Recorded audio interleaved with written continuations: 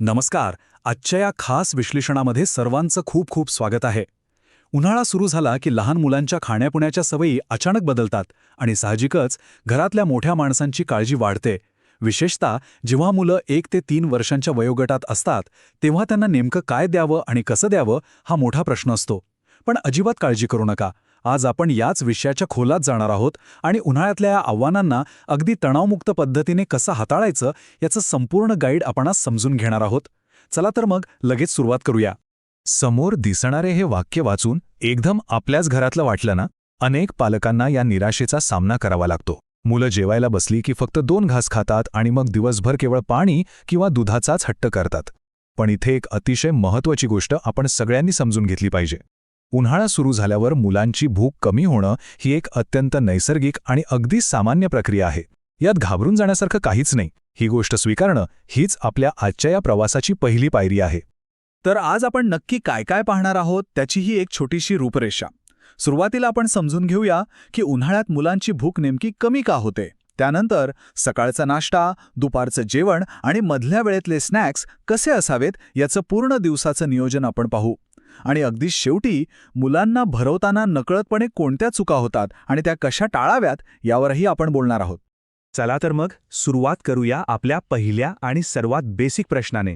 उन्हाळ्यात मुलांची भूक नेमकी का कमी होते यामागचं विज्ञान आधी समजून घेऊया. हे बघा, शरीरात नक्की काय घडत असतं ते या साखळीवरून अगदी स्पष्ट होतं. पहिली पायरी म्हणजे उन्हाळ्यातलं वाढलेलं तापमान. जेव्हा बाहेरचा उकाडा वाढतो तेव्हा शरीराचं तापमानही वाढलेलं असतं. याचा थेट परिणाम दुसऱ्या पायरीवर होतो, जिथे आपली पचनक्रिया नैसर्गिकरित्या मंदावते. आता पचन मंदावल्यामुळे तिसऱ्या पायरीत भूक आपोआप कमी होते. म्हणूनच अशा वातावरणात मुलांना जड, तेलकट किंवा मसालेदार अन्न अजिबात नकोसं वाटतं. त्यांना नैसर्गिकरित्या फक्त हलके, थंड आणि पचायला सोपे असलेले पदार्थच खावेसे वाटतात. हे समजून घेणं अत्यंत आवश्यक आहे. आणि म्हणूनच इथे येतो आपला सुवर्ण नियम म्हणजेच गोल्डन रूल. तो काय आहे? अतिशय सोपा. थोडं थोडं पण वारंवार आणि संतुलित. हा नियम आपण मनात अगदी पक्का करून घेऊया. थोडं थोडं द्यायचं पण वारंवार द्यायचं आणि ते संतुलित असायला हवं. उन्हाळ्याच्या दिवसात हाच आपला मुख्य मंत्र असणार आहे. एकाच वेळी ताट भरून जेवण देण्यापेक्षा लहान लहान भाग करून पौष्टिक आहार देणं हीच खरी स्ट्रॅटेजी आहे.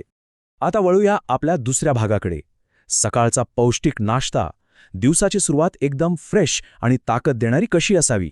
इथे काही अतिशय साधे पण एकदम पौष्टिक असे बेसिक पर्याय आहेत. नाचणीची लापशी हा एक उत्कृष्ट पर्याय आहे, कारण त्यातून वाढत्या वयात लागणारं कॅल्शियम आणि भरपूर ऊर्जा मिळते.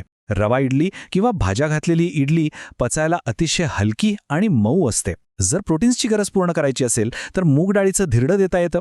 मुगाची डाळ पोटाला खूप शांत असते. याशिवाय बेसन पॅनकेक किंवा मऊ अंड्याचं कस्टर्ड हे सुद्धा खूप छान पर्याय आहेत, जे मुलांना नक्कीच आवडतील. पण अनेकदा होतं काय की रोज तेच तेच खाऊन मुलं कंटाळतात.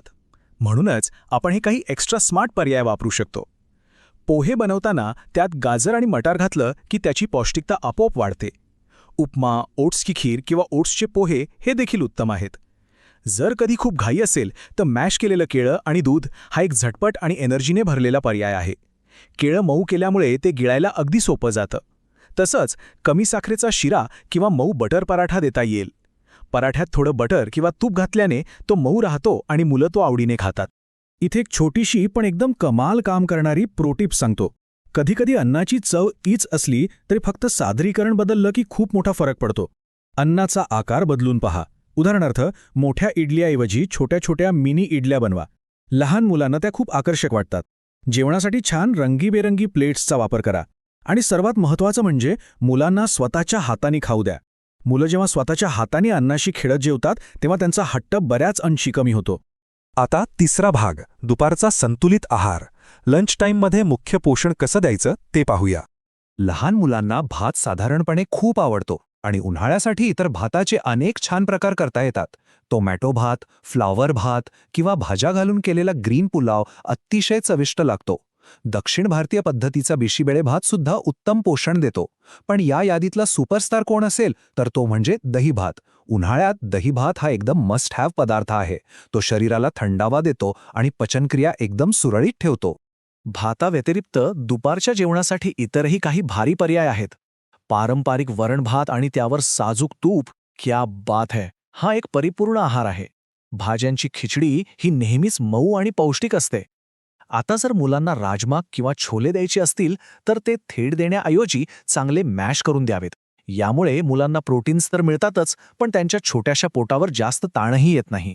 यासोबतच मऊ भाजी आणि चपाती किंवा अगदी हलकट डाळीचं किंवा भाज्यांचं सूप हे सुद्धा दुपारसाठी उत्तम पर्याय आहेत. इथे आणखी एक प्रोटीप लक्षात ठेवण्यासारखी आहे. उन्हाळ्यात अन्नाचं तापमान आणि त्याचं टेक्स्चर खूप महत्त्वाची भूमिका बजावतात. जेवण खूप कडकडीत गरम नसावं, ते फक्त किंचित कोमट असावं. खूप गरम किंवा खूप मसालेदार अन्न मुलं या दिवसांत लगेच रिजेक्ट करतात. तसंच जेवण शक्य तितकं मऊ असावं, जेणेकरून त्यांना ते चावायला आणि गिळायला कसलाही त्रास होणार नाही. चला आता जाऊयात चौथ्या भागाकडे. हा असा वेळ असतो जेव्हा मुलं हमखास जंक फूडचा हट्ट करतात. हायड्रेटिंग आणि हेल्दी स्नॅक्स. जंक फूडला फाटा देण्यासाठी हे काही अत्यंत सोपे आणि चविष्ट हलके स्नॅक्स आहेत. थोडेसे भाजलेले मखाणे एकदम कुरकुरीत लागतात आणि पौष्टिकही असतात. उकडलेले स्वीटकॉर्न मुलांना खायला खूप मजा येते. मोड आलेल्या कडधान्यांची थोडीशी भेळ बनवून देता येईल. आणि हो, ताजी फळं तर हवीतच. केळी, पपई आणि कलिंगड ही फळं उन्हाळ्यात सर्वोत्तम आहेत. कलिंगड आणि पपईमुळे शरीराला नैसर्गिकरित्या पाण्याचा पुरवठा होतो. हे इथले पर्याय ना दुहेरी काम करतायत. ताक आणि नारळ पाणी हे केवळ स्नॅक्स नाहीत, तर ते शरीरात पाणी टिकवून ठेवण्याचं खूप मोठं काम करतात. साखरेविना बनवलेली ताजी फ्रूट स्मूदी किंवा दह्यासोबत दिलेली फळं खूप छान लागतात. जर मुलांना अचानक खूप भूक लागली असेल आणि इन्स्टंट एनर्जी हवी असेल तर उकडलेले रताळे किंवा खजूर आणि ड्रायफ्रूट पावडर हे तात्काळ ऊर्जा देणारे उत्तम पर्याय आहेत. पण इथे एक छोटासा अलर्ट. वेळेचं नियोजन खूप महत्त्वाचं आहे. लहान मुलांचं पोट अगदी इवलसचं असतं. जर दुपारच्या किंवा रात्रीच्या मुख्य जेवणाच्या अगदी आधी त्यांना जड स्नॅक्स दिले तर त्यांचं पोट तिथेच भरून जाईल आणि मग ते मुख्य जेवणाला नक्कीच नकार देतील. त्यामुळे स्नॅक्स आणि मुख्य जेवण या दोन्हीमध्ये पुरेसं अंतर असणं खूप गरजेचं आहे. आता आपण आलो आहोत 5व्या आणि शेवटच्या टप्प्यावर. अत्यंत महत्त्वाचा भाग. भरवताना नकळतपणे होणाऱ्या चुका. अनेकदा प्रेमापोटी किंवा घाईत काही गोष्टी होतात, पण त्या टाळायला हव्यात. जबरदस्तीने खाऊ घालणं, टीव्ही किंवा मोबाईलसमोर ठेवून भरवणं आणि रोज तोच मेन्यू देणं, या गोष्टी पूर्णपणे थांबल्या पाहिजेत. याच्या अगदी उलट आपल्याला संयम ठेवावा लागेल. मेन्यूमध्ये व्हरायटी आणावी लागेल आणि सर्वात महत्त्वाचं म्हणजे मुलांना त्यांच्या स्वतःच्या गतीने खाऊ द्यावं लागेल. बळजबरी आणि स्क्रीन्सच्या तुलनेत संयम आणि अन्नातली व्हरायटी हेच मार्ग नेहमी यशस्वी ठरतात. आणि शेवटी जाता जाता या एका अत्यंत महत्त्वाच्या प्रश्नाने आपण आजच्या या विश्लेषणाचा शेवट करूया. हा प्रश्न एकदा नक्की स्वतःला विचारून पहा. आपण केवळ घड्याळाच्या काट्यानुसार मुलांना भरवण्याचा प्रयत्न करत आहोत की त्यांच्या खऱ्या नैसर्गिक भुकेनुसार? उन्हाळ्यात मुलांच्या या नैसर्गिक लयीवर विश्वास ठेवायला शिकणं खूप गरजेचं आहे.